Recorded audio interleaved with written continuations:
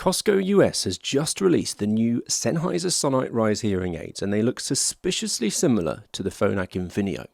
So are they the bargain of the year, or is there a catch?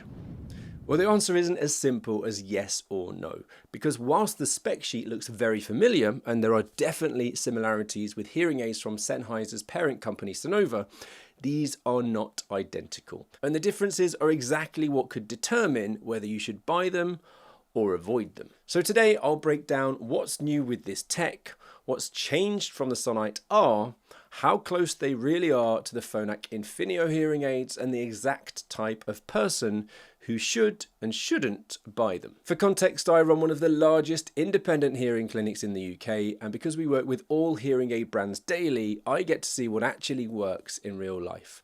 And so if you're keen on staying up to date with the latest news in the hearing technology world, then make sure you subscribe by pressing this button somewhere down here. Now, I recently put out this poll on YouTube and I was quite intrigued by the results, so I wanted to extend this question to you watching this video today.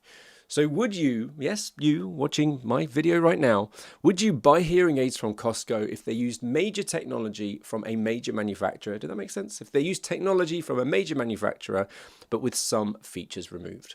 Or would you prefer to get the best of the best?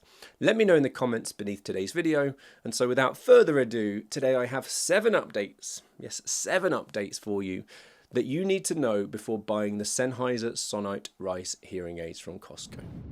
Have you ever noticed that every time Costco releases a brand new hearing aid, these same questions appear in the comments on my videos, on the Hearing Tracker forum, or on Reddit? Which premium hearing aid is this technology secretly based on? Well, Sennheiser's consumer division is owned by Sonova, and Sonova is the parent company behind both Phonak and Unitron, plus they already had a very colourful history with Costco, not long ago, with the Kirkland Signature 10 hearing aids, before they were discontinued in 2022. Now, if you watched my video launching the Sonite Rs, which was the predecessor to the Sonite Rises that I'm talking about today, you'll remember that I felt that the original model looked most similar to a stripped-down version of the Phonak Lumity originally released in 2022.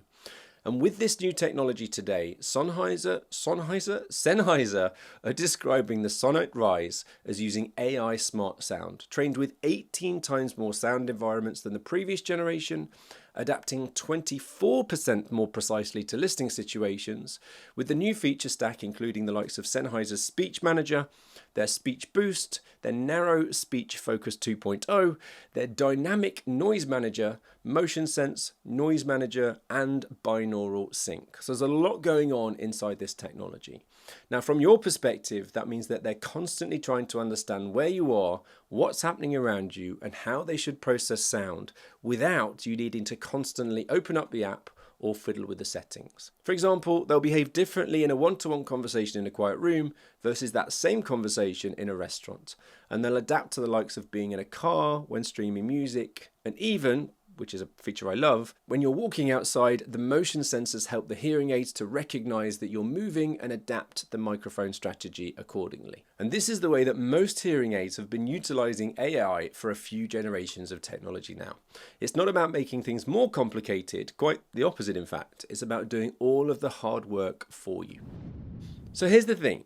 If the previous generation, if the previous Sennheiser was roughly based on the Phonak Lumity, then technically we've only seen one development from Phonak since then, which is the Infinio family of hearing aids.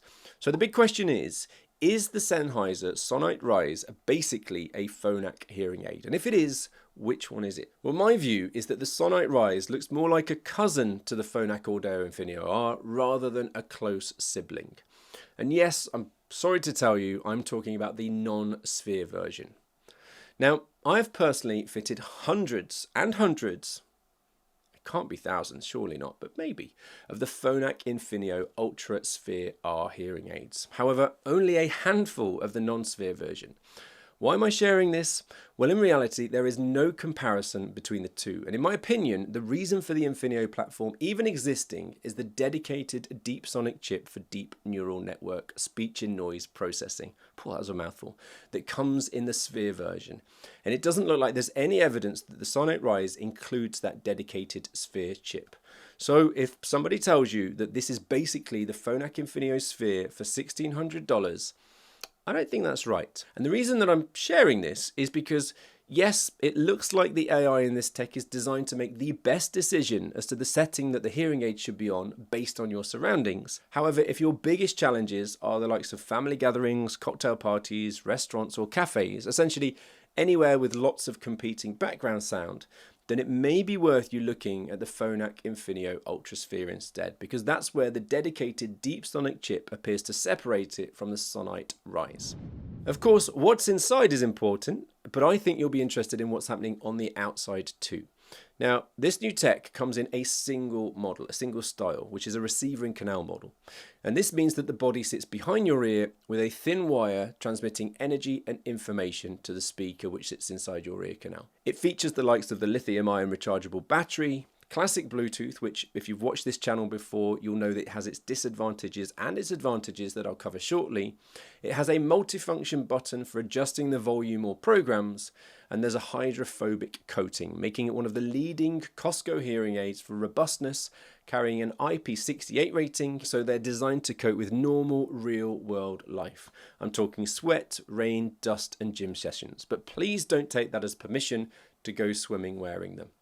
And then finally, there's a tap control feature, which with a double tap of your ear, you control streaming, answer calls, or trigger Siri or Google Assistant without having to dig your phone out of your pocket. In true Costco fashion, you don't get every color under the sun, but you do get the sensible ones, such as sand, sandalwood, silver gray, and velvet black. And if your hair doesn't match any of these colors, you can either embrace the contrast or go to aisle 7 in Costco and buy yourself some hair dye.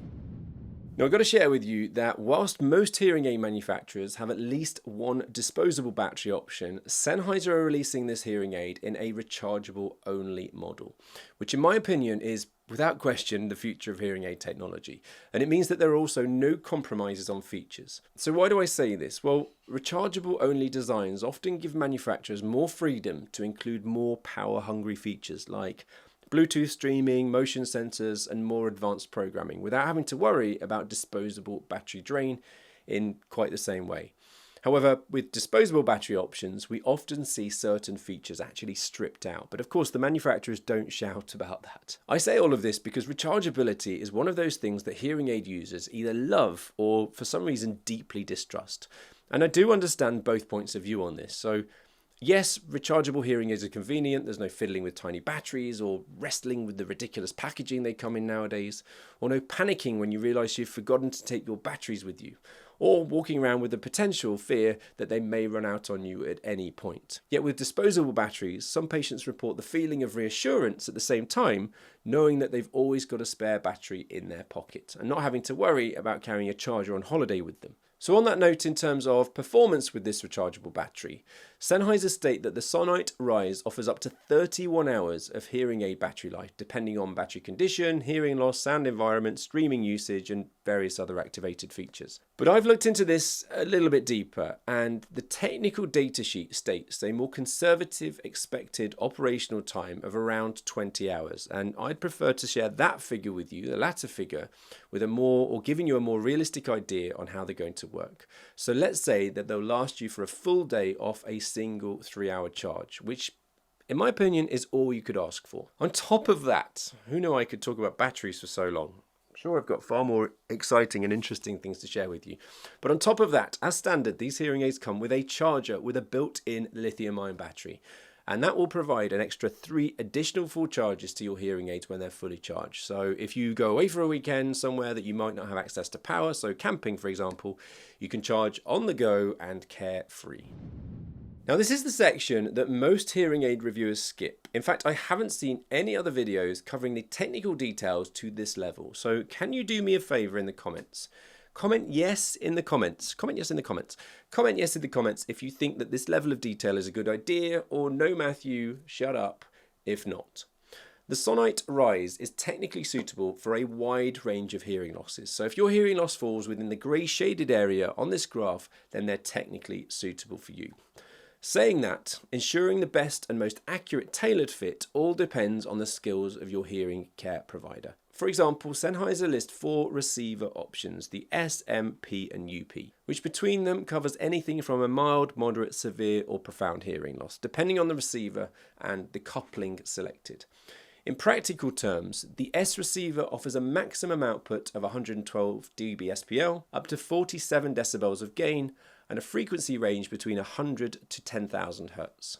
The M receiver offers 114 dBSPL with 51 decibels of gain and with the same upper frequency range. The P receiver offers 122 dBSPL and 59 decibels of gain and a frequency range between 100 to 7,500 Hz. And then finally, the UP receiver offers 132 dBSPL with 71 decibels of gain and a frequency range between 100 Hz to 8,000 Hz. In all honesty, this isn't something that you should need to choose, as your hearing care provider should choose the most appropriate receiver based on your degree of hearing loss. However, I do think it's important that you're aware of it, as I cannot tell you how often I've seen the wrong receiver power selected and sat on the end of a patient's hearing aids, which means that even with brilliant hearing aids, you may not be getting enough power or clarity for your hearing loss, or you could even be getting too much, which can result in distortion, feedback, discomfort, or simply poor sound quality. And that's not just limited, I'm going to get on my high horse now, that's not just limited to the wrong receiver power either. There's also another important part of every hearing aid which is massively underestimated, the part that goes into your ear canal. With these hearing aids, there are multiple coupling options available, including vented domes, cap domes, open domes, power domes, SlimTips or cShells, and it is so important that the correct tip is chosen for the end of your hearing aid. Not just from a comfort perspective, but the right dome or custom tip can improve quality of sound, comfort, feedback, streaming quality, clarity, speech understanding in noise, and the overall sound quality, I guess, in general. And yes, in Costco, they do charge you extra for a custom tip. But if you need one, I am begging you, please don't look to save cash in this area. Please. The final standout area that I need to share with you today is around Sennheiser's connectivity, where I'm sad to report that Sennheiser have given with one hand and then they've taken with the other. Now, positively, the Sonite Rise compare with up to 8 Bluetooth devices with 2 simultaneously connected, which isn't possible with any other manufacturer, well, apart from Phonak and Unitron. So if you want to jump between devices, it's a bit of an ordeal, or most people find it easier to just stick with using the Bluetooth in their smartphone, missing out on streaming from the likes of your iPad, laptop, or PC as well. That's with other technology. The Bluetooth functionality also gives you access to the EasyLine remote app, which means that you can make adjustments to the volume, you can adjust your programs and other basic controls on these hearing aids. But if you really like getting into the weeds, you can adjust things like speech focus, noise settings, and the sound balance. And also, which I really like about these hearing aids, you can create your own personalized settings for the situations that you find the hardest. When it comes to streaming phone calls, they also support hands-free calls with both iOS and Android devices. And Sennheiser boasts that they've improved the stability of streaming, so it now works with twice the range of their previous generation.